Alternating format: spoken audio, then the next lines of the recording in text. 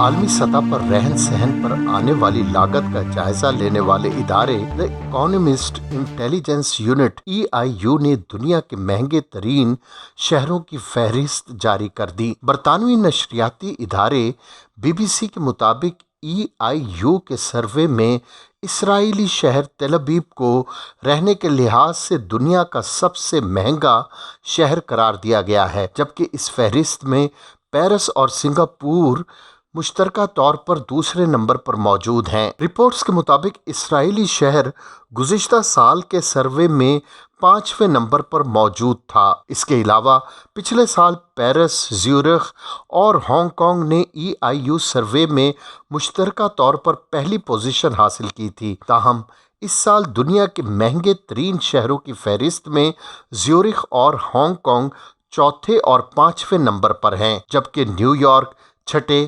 Geneva 7ویں، Copenhagen 8ویں، Los Angeles 9ویں اور اوساکا 10ویں نمبر پر ہیں۔ رپورٹس کے مطابق اس فہرست کو مرتب کرتے وقت 173 شہروں میں مصنوعات و خدمات پر آنے والے اخراجات کا جائزہ لیا گیا ہے اور ان قیمتوں کا موازنہ امریکی ڈالر میں کیا گیا ہے۔ اکانومسٹ انٹیلیجنس یونٹ کے مطابق رواں سال اگست اور ستمبر میں جو ڈیٹا اکٹھا کیا گیا ہے، اس سے ظاہر ہوتا ہے کہ مقامی کرنسی کے لحاظ سے قیمتوں میں اوسطاً 3.5% اضافہ ہوا، جو گزشتہ 5 سالوں میں مہنگائی کی تیز ترین شرح ہے۔ رپورٹس کے مطابق اسرائیلی شہر تل ابیب کا مہنگے ترین شہروں کی فہرست میں پہلے نمبر پر آنا بنیادی طور پر ڈالر کے مقابلے میں اسرائیل کی کرنسی شیکل کی بڑھتی ہوئی قدر کو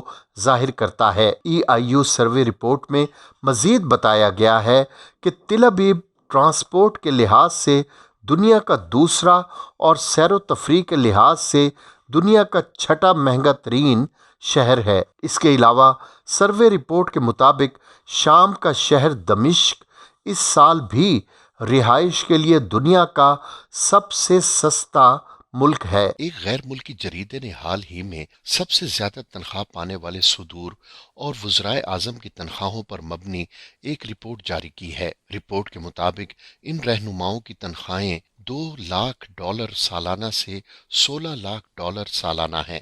USA ٹوڈے کی رپورٹ کے مطابق اکثر ممالک میں رہنماؤں نے معاشی استحکام میں اپنا حصہ ڈالا۔ نامور صحافی صہیب مرغوب اپنی ایک رپورٹ میں لکھتے ہیں، لیکن کچھ کمزور ممالک کے رہنما بھی زیادہ تنخواہیں لے اڑے۔ تنخواہوں اور اخراجات کا تجزیہ کرتے وقت عالمی مالیاتی فنڈز اور CIA کے ڈیٹا کو بھی استعمال کیا گیا ہے۔ سب سے زیادہ تنخواہ لینے والے رہنما سنگاپور کے وزیر اعظم لی جینگ لانگ ہیں۔ سنگاپور کی سالانہ فی کس آمدنی $66,000 ہے، جبکہ لی کی تنخواہ $16,10,000 ہے۔ وہ روسی صدر ولادیمیر پیوٹن سے بھی 12 گنا زیادہ اخراجات کر رہے ہیں۔ اس چھوٹے سے ملک کا دوسری بڑی سپر پاور سے 12 گنا زیادہ مراعات لینا کہاں کا انصاف ہے؟ ہاں، یہ ہو سکتا ہے کہ وہ اپنی مراعات روزمرہ کے اخراجات کے مطابق لے رہے ہوں، کیونکہ سنگاپور ایک مہنگا ملک ہے اور انہیں حکومت کرتے ہوئے 14.5 برس بیت چکے ہیں۔ جریدے کے مطابق وہ فی کس GDP سے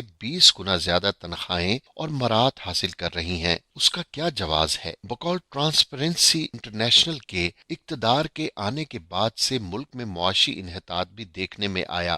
ٹرانسپیرنسی انٹرنیشنل ان کے اقتدار کے آنے کے بعد سے ملک میں معاشی انحطاط بھی دیکھنے میں آیا اور مالی بدعنوانی میں بھی اضافہ ہوا۔ دوسرے نمبر پر سب سے مہنگے حکمران ہانگ کانگ کے چیف ایگزیکٹو کیری لام ہیں۔ ان کا شمار دنیا کے ٹاپ کے بیوروکریٹس میں ہوتا ہے۔ ہانگ کانگ نے حال ہی میں تمام سرکاری اداروں کے سربراہوں کی تنخواہوں میں 12.4% اضافہ کیا۔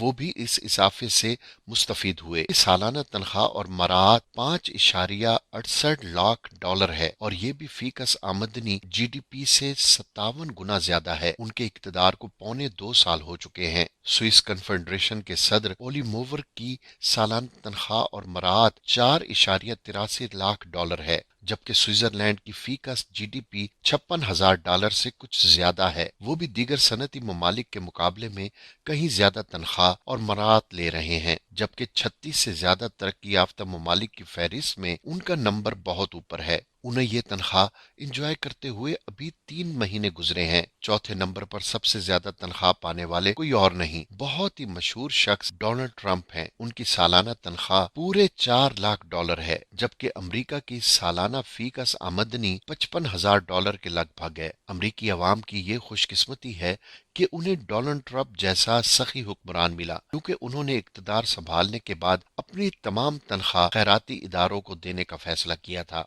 और वो शायद इस पर अमल पैरा भी हैं। वजीर आजम ऑस्ट्रेलिया स्कॉट मॉरिसन की सालाना तनख्वाह $3.78 लाख है, जबकि ऑस्ट्रेलिया की फीकस आमदनी उनसे 7 गुना कम $47,000 है। स्कॉट मॉरिसन का अवामी कैरियर भी उन्हें इस तनख्वाह का अहल बनाता है। वो यूनिवर्सिटी से निकलने के बाद नेशनल पॉलिसी और रिसर्च के बड़े इदारे से भी मुंसलिक रहे। ऑस्ट्रेलिया में इस ओहदे के लिए कोई मेयार मुकर्रर नहीं। मॉरिसन अगर कामयाब रहे तो कई मरतबा वजीर आजम बन सकते हैं। जर्मन चांसलर एंजेला मर्कल अपने करीब तरीन सियासी हरीफ से भी बहुत आगे हैं, बल्कि अब तो यूं लगता है कि वो खुद भी मजीद इक्तदार में नहीं रहना चाहती। जर्मन चांसलर के तौर पर वो $3.70 लाख तनख्वाह ले रही हैं। ये उनकी मजमूई फीकस आमदनी से तकरीबन 8 गुना ज्यादा है। जर्मनी को यूरोपीय ममालिक में लीडरशिप दिलवाने में मर्कल का बहुत हाथ है, और वो 2005 से इस ताकतवर मनसब पर फाइज हैं। 7वें नंबर पर न्यूजीलैंड की वजीर आजम जेसिका आर्डर्न हैं।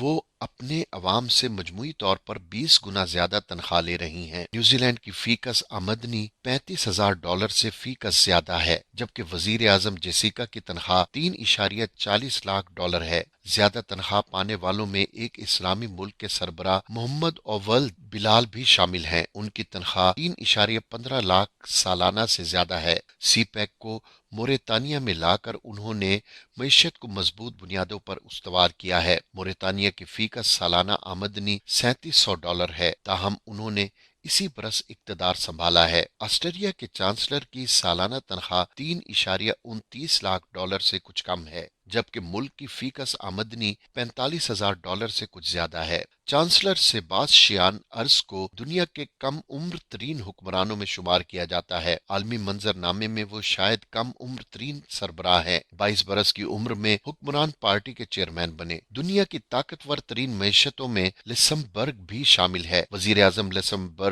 ज़्यूरिख बेटेर की माहाना तनख्वाह $2.78 लाख है। वो अगर अपनी तनख्वाह तमाम शहरियों में तकसीम कर दें तो हर एक को $1 मिल जाए। उनके बाद जनूबी अफ्रीका का नंबर आता है। सीरियल रामाफोसा जनूबी अफ्रीका के सदर हैं। मुल्क की फी का सालाना आमदनी $12,500 और सदर की $2.25 लाख है। वो मजमूई तनख्वाह से 25 गुना ज्यादा तनख्वाह ले रहे हैं। कैनेडियन वजीर आजम जस्टिन ट्रूडो को कौन भूल सकता है। बतौर वजीर आजम वो $2.67 लाख वसूल कर रहे हैं, जबकि कनाडा की मजमूई फीकस आमदनी $44,000 है। बेल्जियम के वजीर आजम चार्ल्स माइकल की सालाना तनख्वाह $2.63 लाख है, जबकि मुल्क की मजमूई फीकस आमदनी $43,000 से कुछ कम है। एड्रियान हेस्लर के वजीर आजम हैं। उनकी सालाना आमदनी $2.55 लाख है। वजीर आजम डेनमार्क मेटे फ्रेडरिक्सेन तकरीबन 2.5 लाख सालाना और दीगर मरात ले रही हैं,